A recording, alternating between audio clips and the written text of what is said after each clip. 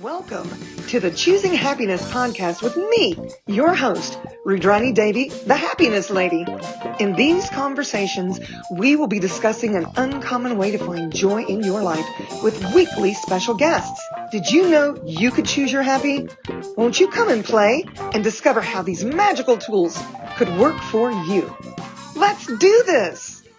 Well, howdy y'all out there in podcast land. Rüdrani Devi, the Happiness Lady here, with the Choosing Happiness podcast. And the crowd goes wild.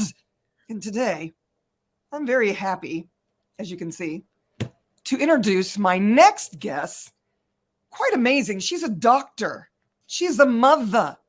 She is also an author of two books. One, Choosing Happiness. This is my book, Choosing Happiness. She got a book called Choosing Happiness also. And she's got another book called Even Happier. So, without further ado, I would like to introduce my next Choosing Happiness podcast guest, Dr. Chrissy Whiting-Madison. Hi. Doctor. I need the crowd. Oh. The crowd goes even wilder for Dr. Chrissy in the house. Yeah, woo-hoo. So happy you could join us. I mean, literally happy. So, tell us a little bit about who you be and how you came about writing this book, which eerily has the same title as my little yellow book, Choosing Happiness. It's funny. When you are an irritatingly bubbly individual and just upbeat and perky all the time, people start to wonder how you become that way. And I have been doing. I actually started out with motivational speaking. And I'm just in love with positive psychology, the study of joy, the study of humor, the study of happiness. I think I've taught it numerous times. I just love it. So I would go and present on it.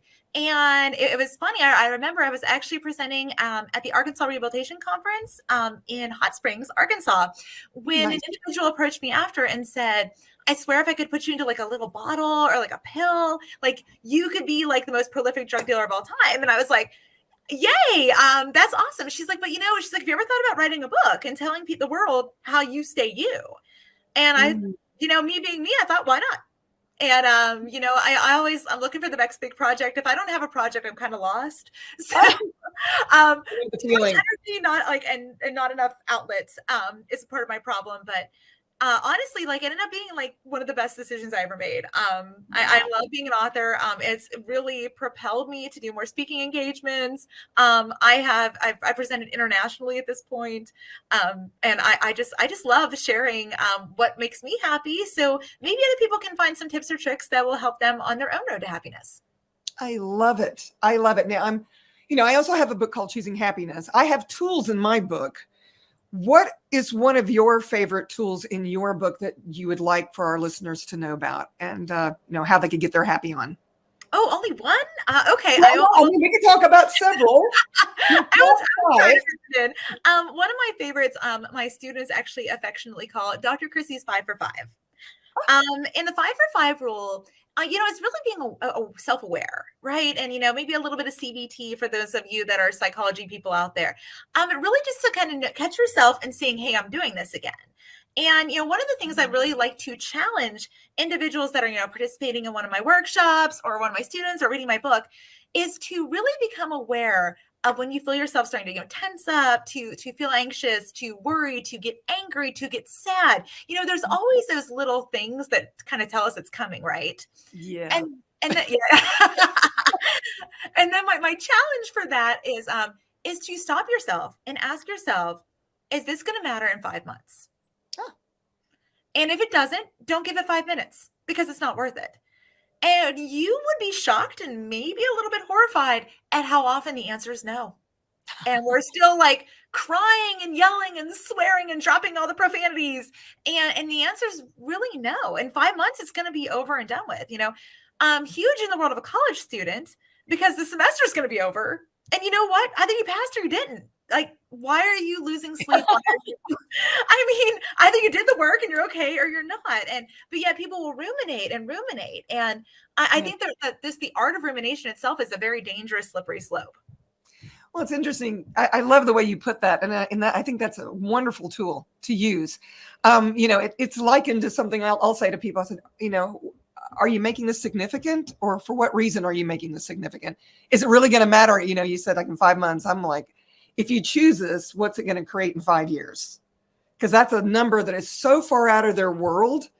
What do you mean 5 years? So I love it. That's a kind of a similarity there, which is very interesting. But I do find that a lot of people get their panties in a wad over something that isn't significant, that isn't going to matter, that isn't going to really change your life. And if it is something where they fail, well, what are the options? Hey, let's try again, or let's get back on the saddle, or, is this really what I want to be doing? Right. So 5 for 5. I love that. Did you come up with that all on your own, darling? I think I did, or else I heard somebody say it, but I really feel like it came out of my head. But, sometimes I think I might hear things somewhere and think they came out of my head, but I'm pretty sure it came out of my head. Well, let's just kill the brain. Boom. It gets in the way a lot, doesn't it? Doesn't our brain get in the way of our happiness? Oh, it really does. Like, we are all overthinkers, especially, us females. We love to analyze everything, and we love to get upset. One of my favorite stories I love to tell people is I can remember about 7 years ago, my husband and I had this huge fight, and I got so mad that I threw my precious Hello Kitty hairbrush against the wall and it broke in half. And I was like, "No, you broke my hairbrush!" Ah! Right? What's really funny is I have no idea what we were fighting about. I cannot remember for the life of me, but it was obviously so awful that I felt the need to break my hairbrush over it. I see. But isn't it funny how, obviously it didn't matter because I can't remember. Yeah, that is funny. That's very interesting. Yeah, I have my my dear mother, who is a part of a lot of my podcasts, because I have a lot of stories about my mother and I. She's 89, and she's still very spry. She teaches piano lessons because I told her she had to earn her keep. I said, "You're not just going to be freeloading, lady." So she teaches piano, but we're both very strong-minded women. I'm sure I got it from her. And I'm using the word minded in quotes. We both think that our way is the right way, this righteousness. And she's really taught me a lot about me by moving in, especially at such a later age, because she got used to, after my father had passed, I'd never seen her happier after he went, because she finally got to have her own life and do things on her own, and her way was the right way and all the stuff. And so when I moved her in, it kind of crunched her style a little. But we would have these tit for tats all the time. And I finally got to that point where, what is it about me that I can't be an allowance of her actually loving her trauma drama? Because there are people, and I'm sure you've met them, unlike us, that really do enjoy the trauma and the drama. In fact, they appear to thrive on it. It gives them meaning or purpose, Right. And then here we come along going, we know they could be so much happier if they just da-da-da. And they didn't even ask us. So what do you do about those naysayers that come to you and go, "Oh yeah, sure, I can choose happiness. I mean, I was born into this terrible family and all these horrible things happened and blah, blah, blah, blah, blah." And then you come along, Miss Fairy, whatever you are, creature, and tell me that I can actually choose this? Are you full of shit or what? I mean, what do you do when somebody like that comes to you and says interesting things like that? And for some reason, my printer just turned itself on. Maybe it's getting happy. It's getting turned on. Yeah. I don't know. It's very strange. I don't know if you can hear it, but just ignore that. What do you do for somebody like that? Because I've had that happen to me before. It's funny. You're always talking to people that are funny, not really funny, Right. that, think that you're just nuts. Or simple. I've been accused a lot in academia of being simple. Oh, your ideas are simple. They are not going to work. And my response to that is, why does it have to be hard? Well, are you making it hard? And it's interesting because in the years that I've been doing this and promoting it, it's interesting because I've seen people come around. I've seen people, decide to try out one of the techniques, or even like they tried it during a workshop, or and they're like, "Huh, that worked." And I've seen the ones that, unfortunately, I think they are so addicted There to you go. the attention they get from the drama, or just that feel that they like it, that, I don't know if there's any real conquering that. I would love to think that everybody, could come to the dark side of happiness. Come on. But but I definitely, there's one woman in particular is just like really on my mind who would like, she was like, "You're just so simple. Are you sure you're really a doctor?" And I'm like, "Yeah, I'm positive. I was there." But I don't know if she'll ever come around. She seems to almost bask in the joy of her misery. And I will never fully understand people that choose that, because life doesn't have to be that way. It just doesn't. It doesn't, but it is a choice. You can choose cranky pants if you would rather. And we can be an allowance of that. This is not for everyone, this happiness thing. We don't want y'all to get so happy that you don't even know what to do with yourselves. But, no, I get it. I remember one guy that I was talking to. I mean, he got irate and basically just said, "You can't possibly tell people that they can choose their happiness. What about the people that are born, in whatever third world countries?" And he went on to all this stuff. And then that person goes, "What about Oprah? She was poor. She pulled up her bootstraps. She made it. She created her own life. She created her happy. She was abused." Da, da, da, da. And then, and he got so crazy that I pulled the Mumbai story on him, which some of you know that I was shot in India in 2008 during a terrorist attack. And so I told him that story. I said, well, if there's anybody in the world that I would think shouldn't be happy, it would be moi, because of what I'm putting it in quotes for those of you not watching on YouTube. Shame on you, jump on over, in quotes, that shouldn't be happy because of all the terrible things that happened. I mean, I lost my marriage over it. I lost my business over it. I almost lost my house. My marriage ended. Lots of things came as a product of what had happened in India. Happened in quotes. So it was a matter of, am I going to let this actually define who I am? And I'm like, no, I'm still that happy lady that, look, I managed to survive this thing. I managed to get by with, with these tools of my happy to get there. So he softened up and all the things, but he really wanted to be right. He wanted to be righteous. And he was borderline gaslighting me. How dare you, blah, blah, blah, blah, blah. And it's funny because I teach classes on gaslighting. And it's funny, a lot of these people that choose cranky pants, and you're a doctor, of psychology, these things, a lot of them, it's almost as if they're afraid of your happy. And so they want to quail it, they want to bell jar it, because it's not fair that you're so happy and they're not. Surely they can get you over to the dark side of their interesting point of view, which is nobody can be happy. It doesn't exist. I don't know. No, I think that the fear of the unknown, is a big part of it. You use the word fear, that it's scary to them. If you've always been a miserable human being, which we know those people, they're real, they're out there. Of course, actually changing your thought patterns, or changing the way you respond or react, or how you interact with people, or just changing your worldview. Of course, it's scary. It's different. Everything different is scary. But, growth never happens when you're comfortable. Ever. Well, that makes me very curious. Do you have a story that you could perhaps share with us about someone who actually went from super cranky pants and you were able to get them over to forget your troubles, come on, get happy, I mean, absolutely. I feel like I have lots of success stories that I know. But one of my absolute favorite stories actually is a complete stranger to me. And she stumbled upon my first book, Choosing Happiness, and reached out to me on Facebook. And she was like, "I'm 16 and I read your book." And I'm like, "Oh, interesting. I didn't know it would be like a niche for a teenager." Wow. And she said, "I really wanted to talk to you. I'm sure you won't respond because you're probably really busy." And she's like, "But your book gave me a ton of hope." And I'm like, "Well, no, of course I need to talk to you." So I reached out to her, and we ended up corresponding for quite some time. I still check in on her intermittently. She's just a joy. But she told me, just absolute horrible, crippling anxiety and depression at 16. Wow. And she said, reading your book and what you struggled with, as someone my age, and then coming out the other end, a doctor has a happiness platform. It's called the Happiness Queen. A kid, cats, almost, I always tell people on paper, I have the perfect life. And I fully realize that. Yeah. I'm so blessed and so fortunate. But it gave her hope to see that overcoming that. And for her, as I said, I kept in touch with her for a really long time and still keep in touch with her. It's been really neat to watch her truly reform the way she sees the world and shape her thoughts and, CBT herself and And now, she's in college and she's doing amazing. She's majoring in psychology. She absolutely loves positive psychology. She tells everybody she can, all the tricks she can to make them happier. And I kind of see her in a little way of almost being like, maybe the next happiness queen. She's like your mini me. Yes. You know? It's funny because like when I first met her, it didn't start out that way. She said, well, you gave me hope.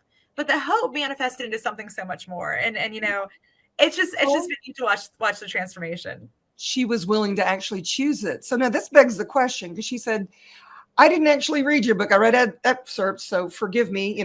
There's a lot going on in my world, but I got the energy of it.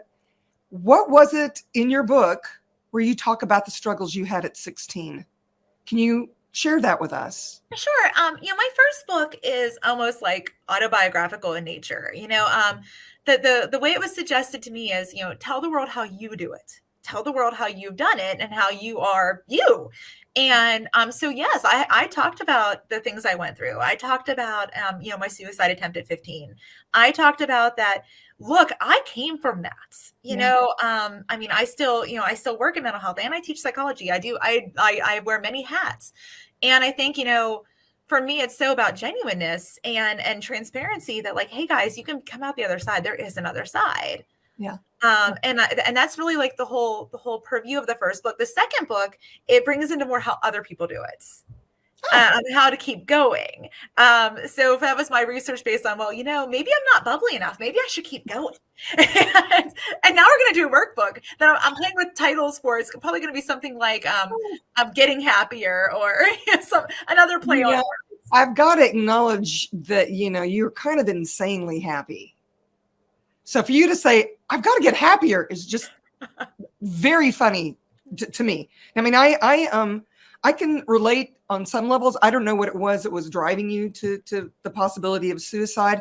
I was never that person, but I have felt like I grew up in a house where I had a very strict upbringing. My father was, hand and fist, do it my way, didn't spare the rod at all. And nowadays we would call it child abuse. But I would run away from home because I couldn't take it anymore. And I had to finally do a deal and deliver with my guidance counselor and my mother when I was 16.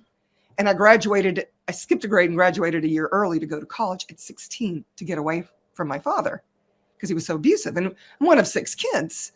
And, it's funny, the amnesia the other children seem to have about how abusive he was, which is something that you do when you are an abused child.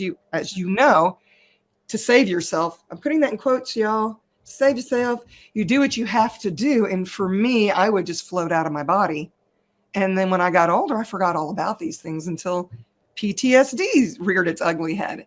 And that was the thing that shocked me the most, because after what happened in India, I didn't have PTSD. It wasn't until years later that I started having dreams, and it was really about the abuse of my childhood. Wow. And I realized, wow, I actually had these tools in place when what occurred in India occurred. And I had no idea that I had all this other stuff going on. So for those of you out there that are listening, that are like, you know what, I try to choose happy, but I was abused, or I have seen terrible things, or I have this PTSD. There is hope. There are these tools, but also, there are other ways. I went to holistic therapists and basically got off of everything, migraine meds, Advil. I mean, I was taking Advil like it was candy for a while because my body was in so much pain. So there are other things you can do as well. These tools are a great way of getting started. At least that's my interesting point of view about that.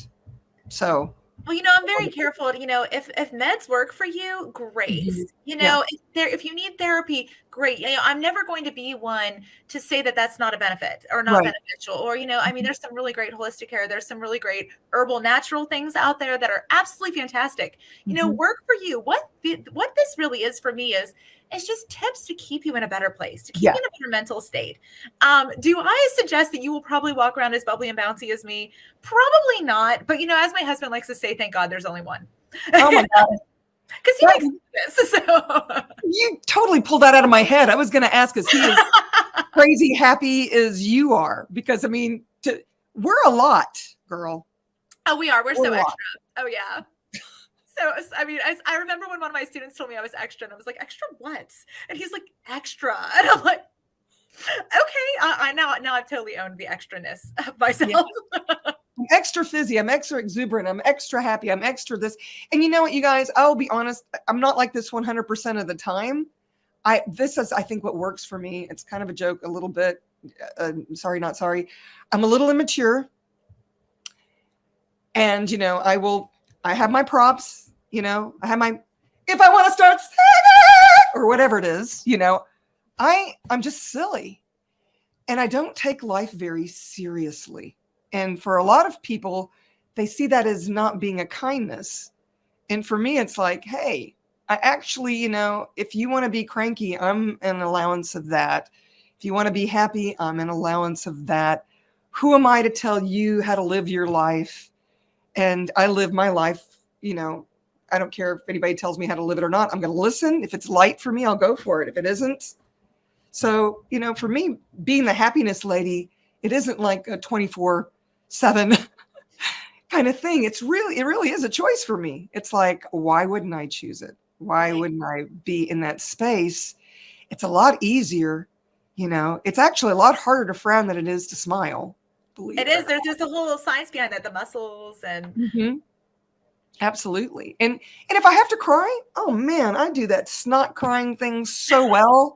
I say that too. Like, it's so ugly. Like these girls that are like, sniffle, sniffle, I'm so pretty. I'm like, what? How do you do that? I actually just delve in and until it makes me laugh. I'll cry so hard it makes me laugh because it's like, wow, I'm like with you breaking your Hello Kitty. You know, it's like, wow, I really did go down a deep, dark, slippery slope over what? And like you, I'll go back and look at it later and go, why was that so big in my world? Why does that even make a difference? Why am I choosing it? And then, you know, I'm like, okay, well, don't be hard on yourself. Interesting point of view. You had that point of view, which is one of the tools in my book. Interesting point of view. I have that point of view. Interesting point of view. They have that point of view. Interesting point of view. I have that point of view about their point of view, about my point of view. And it takes you out of that whole thing of what the point of view or the relevance really be. Right. Everybody has a point of view. Everybody is entitled to their point of view.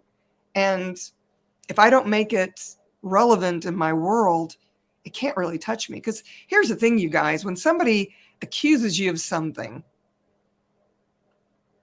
they probably should be doing this, which I am pointing to myself for those of you not watching on YouTube. You know, because when you spot it, you got it. So if you're spotting something in someone else that's making you cranky pants, you might want to take a little inner journey and see what that's about. Because if you don't really care, then it's not going to affect you. You might notice it, but here's the thing: if you have an awareness, it doesn't mean you have to do anything about it. You know, that's another way to stay happy. Just mind your own damn business. Walk the other way. That's what I say. So is there anything else that you would like to share about your happiness journey? What would you want to leave our listeners with? Well, why don't we play a game? Okay. We like games. So this is one of my favorite games to play. In fact, I've told people if you walk in my office and you see me playing this game, you probably want to run away because it's not something you want to deal with. So research suggests you're running away. There she comes. Okay. I'm back. So research suggests that if you're even faking a smile, that you're going to be happier. I'm going to go a step further with that and challenge you to fake a smile and even be able to think something negative. So if you guys would try it with me, what I want you guys to do, if you're on YouTube or you're listening to the podcast or you're joining us any other way, what I want you to do is plaster on the biggest, fakest smile you got. Like, I mean, we're talking cheerleader facials from junior high, guys. So like we need ridiculous. I need teeth. I need all the things. So now hold it. Now while you're holding it, I want you to think about something that made you angry yesterday. And I bet you can't do it.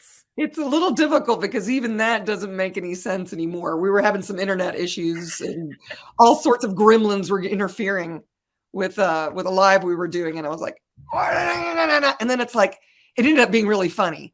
Right. Because you have to laugh.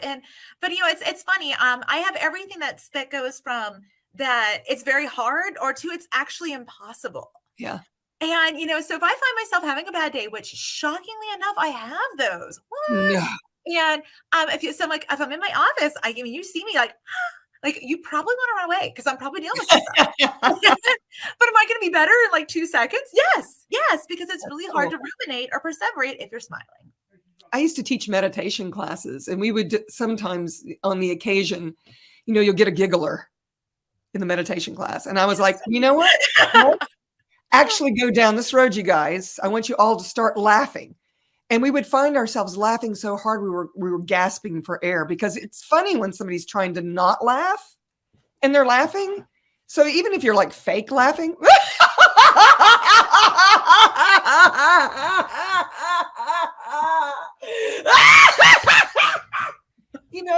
it worked. It does, right? It's like that scene, Sleepless in Seattle, where oh God, what's the character's? I'm trying to remember her name now. Meg Ryan, yeah, is faking an orgasm in the restaurant or in the deli. It's actually a famous deli in LA. When I was a film producer, I was there a lot, and I would go, "Which booth was it? Which booth was it?" But she fakes this orgasm, and the director's mother is actually in the restaurant in the next booth, and she goes, "I'll have what she's having," and it's hilarious. But I mean, she's like, and everybody's looking, and they're looking uncomfortably. But everybody in the movie theater was dying laughing. Right. Because I'm sure none of you gals out there, or guys, I'm going to include you, have ever faked an orgasm. Just saying. And I digress. Never. Come on. So those were a couple of games. Maybe, if your kids are cranky or whatever, you know how it is when you're trying to poke them and tickle them, they're upset, and then it just doesn't last because they just can't. They can't hold on to that sadness or whatever it is, cranky pants, I like to call it, and what if just a few tools from our books could be the thing that gives them a way to navigate their life and living in a happier way, right? Absolutely, yes. Whew. I have loved this conversation so much. Me too. Where can the people find you? And we've actually been running the Amazon link at the bottom so that folks can find your books, but they can find you on Facebook. We know. Yeah, I'm very active on Facebook. I need a website. I know if anybody out there in YouTube or podcast land wants to help me create one, thanks, because I'm not tech savvy. I'm happy savvy. But you can find it's Dr. Chrissy Whiting-Madison, author. If you are hearing this and think, oh my gosh, I would love to have her come talk an event, please hit me up, send me a message. I will get it. I will respond as they know. I'm pretty good about that. He's addicted to happy, so don't do it, people. Go on. I do all kinds of things. I even do like a positive approach to self-care that does self-care and it makes you happier at the same time.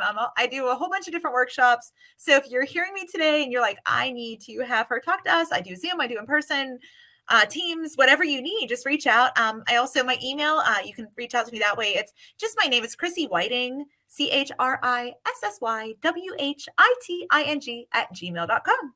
I'd be happy to work with you. Fantastic. What an invitation you be. Thank you for the energy you be. Because that is the members you be.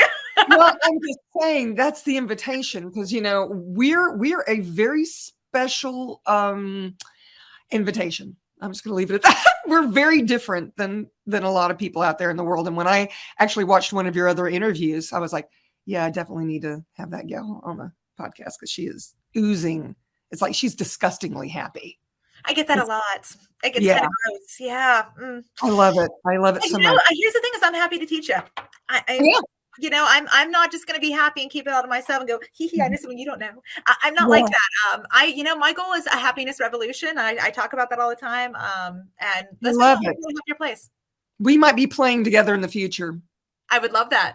We might just have to, create something else. So I'm going to save all your deets and thank you guys so much for joining us for this podcast. And if you liked it, please hit the like button, subscribe on whatever platform you happen to be on. And if you know someone who could use a little happy, maybe share this with them. We would certainly appreciate it. Thank you again, Dr. Chrissy. It's been such an amazing conversation, and I look forward to playing with you in the future. Can't wait. And ciao, ciao for now, y'all. Mm-hmm. Thank you so much for choosing happiness. If you've enjoyed this podcast, please subscribe, share, and give us a like. And if you want more happy, subscribe to the Choosing Happiness membership, where you can play directly with me, Rüdrani Devi, the Happiness Lady. How does it get any better than that?